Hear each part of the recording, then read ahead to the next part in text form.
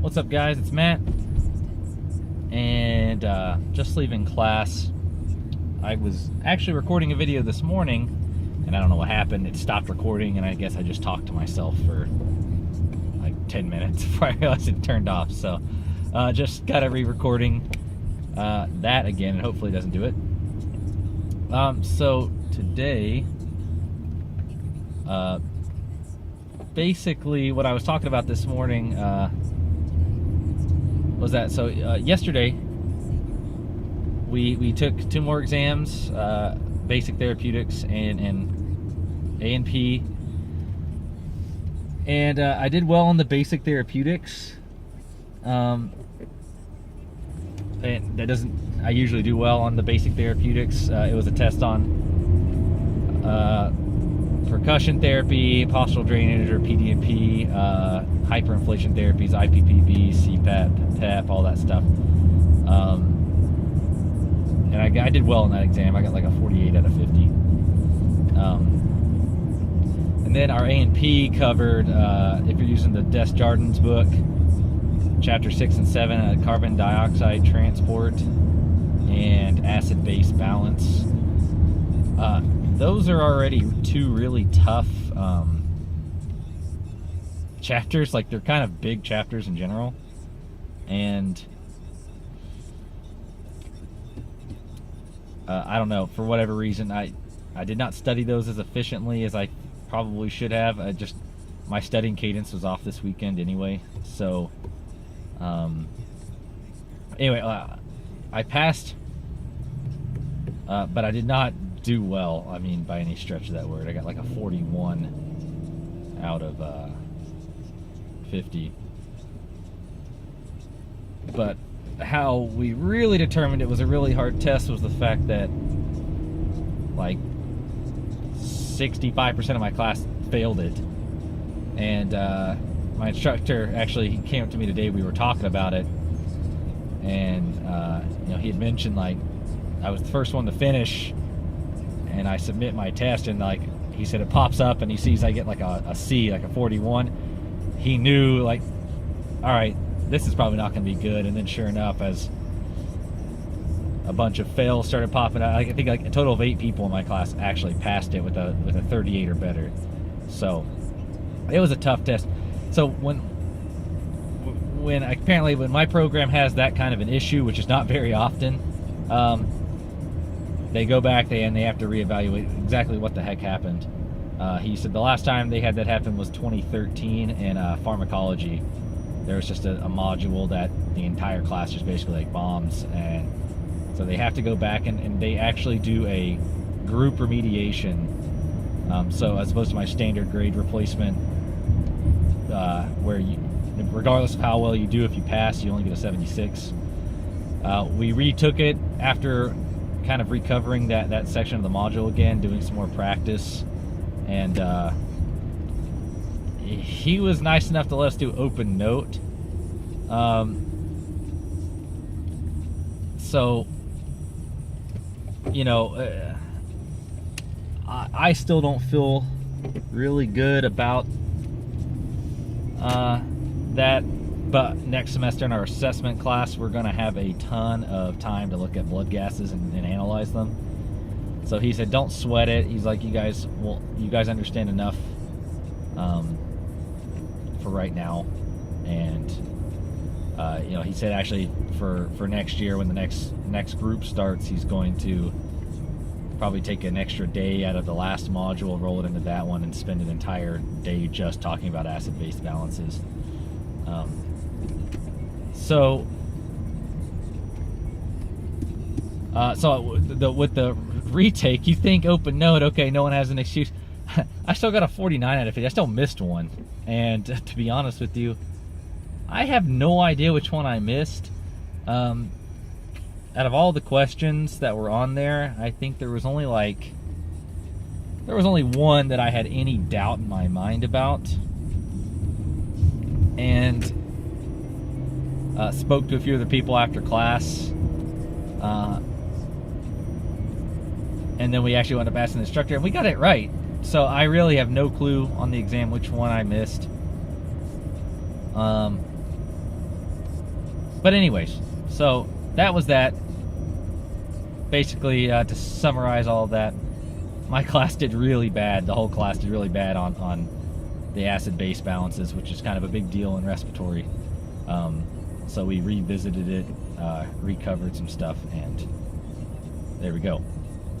Now, the other thing that we got today, and so again, I don't have like 100% final times on anything yet, but as far as my schedule for next semester, but we did get our clinical schedule for next semester. So unlike some of your guys' programs, if you're quarter-based, it's a little different. We're semester-based.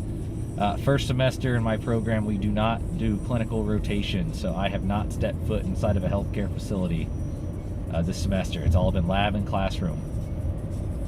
And so for this first semester, we work with 4 hospitals in town. There's like 7 total, but there's reasons we don't work with certain ones. But so we work with 4, and for the first semester we do just short 4-hour rotations once a week, and it's just the basic stuff. We're just on med-surg units. We're not doing any critical care, no ICU or anything like that yet. And so there was 3 facilities they picked from for this semester of the 4 that we have, and the 3 that we happen to be using are my top 3 hospitals in town. Unfortunately, I got assigned to the third one, and it's not that it's arguably the hospital that people want. I don't know, for whatever reason. I mean, it's just the big university hospital in town, which is a fantastic facility with really great people. I just don't have a desire to go there because it's a university hospital, and so it may not matter much for this semester, so I'm not too upset about it. But because it's a university hospital, there's a lot of residents, and so RTs don't get to do as much stuff there. You would pretty much be fighting a resident just to do an intubation at this hospital, which is kind of a bummer because that's kind of a big deal for respiratory to, at least I think it should be. I want to intubate. So my number 1 choice does a lot. I mean, they intubate, they do A lines, they're in the process of doing PICC lines, they do all kinds of stuff. So plus it's literally like a minute from my house. That was more of a personal reason, I guess, for why that. But and then my number 2 choice was the only community hospital we have left in town. It's not owned by one of the big companies that owns hospitals everywhere. It's also the hospital my wife works at, and I don't know if they're doing the A lines and stuff there, but they get to intubate there. So again, that was my number 2. So I got my number 3 choice, and the last choice wasn't on the list for this semester. So it's bittersweet because it's a great facility. The university facility I got is where I definitely want to try to be when we do our ED rotation, because they're the only level 1 trauma center in town. So you would definitely see some cool stuff in that ED rotation. Otherwise, I got the afternoon shift, so it's like noon to 4, which means it compresses. So depending on when you were scheduled, your clinical rotation depended on whether you had class Thursday or not. So because I have the later clinical shift on a Wednesday, I have a really late lab on Tuesday, whereas the people who had the early Wednesday clinical rotation have a Thursday lab. So I'm basically done. I'm only in school 3 days a week, which actually I'm okay with that. It makes for a long Tuesday because we're basically in class from 8:30 in the morning until 7 o'clock at night.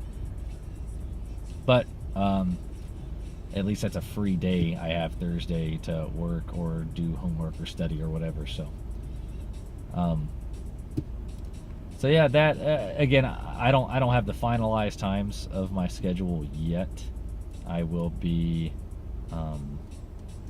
hopefully getting that maybe the first week of December when they actually get us registered and stuff, because I'm not sure when the due dates for payments. Got to get all that figured out.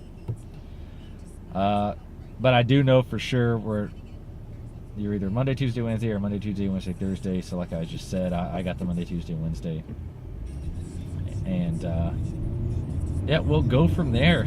So again, this semester it's crazy that it's kind of coming to a close. Last day of class is December, I think for us the 13th is the official, I mean that's the day of our last test. I don't know if it's the last official day of my school semester, but that's our last day. So it's crazy. It's 3 weeks. I have a research paper that's due Monday, which I'm still working on. I'm not having fun with that. And then for my that's for my intro to respiratory class. And then also Tuesday we have an exam in that class, and then we have one more exam in each of my 3 classes this semester to round it out. So anyways, guys, thanks for watching and subscribing and liking the videos. I hope everyone else's semester or quarters have gone well. I've been really fortunate this semester. Everything's gone really well, and I'll keep making these videos for you guys, and hopefully to inspire. Sorry, I haven't done any more like guess how-to videos. Maybe I'll throw one up from this last carbon dioxide transport, the dissolved oxygen and the arterial and venous mixture. To be honest, I really don't remember much of that. I actually, that was one of the classes I missed when I was in the hospital. Really, that was very foreign to me. I mean, if I hadn't studied it, I wouldn't know. So, maybe I'll do a how-to video on that or something, just if anyone's having any issues with that. So, otherwise, guys, have a great day. Talk to you soon. Like, subscribe. Thanks for watching.